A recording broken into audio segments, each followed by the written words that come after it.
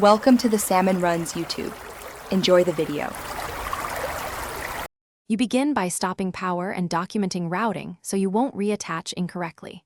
First, disconnect the negative battery terminal to prevent shorts, then release dash clips if needed.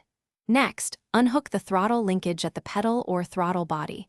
Use a 10 mm wrench and pliers to remove the retaining clip and any bushings. Take clear photos and mark orientation.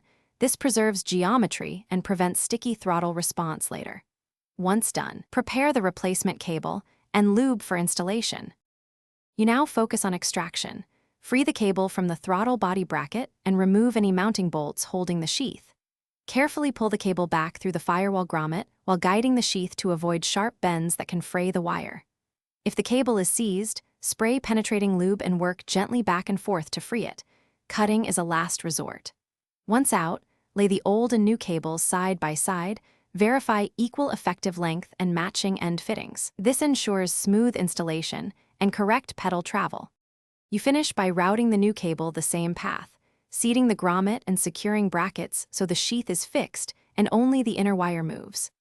Attach the cable end to the throttle linkage, then roughly set tension and reconnect the battery temporarily to test engine idle and pedal travel. Adjust the barrel or adjustment nut until there is minimal free play without binding.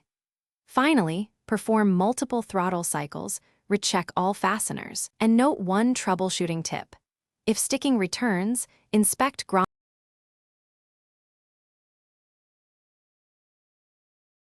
Thanks for watching. Consider subscribing if we helped you.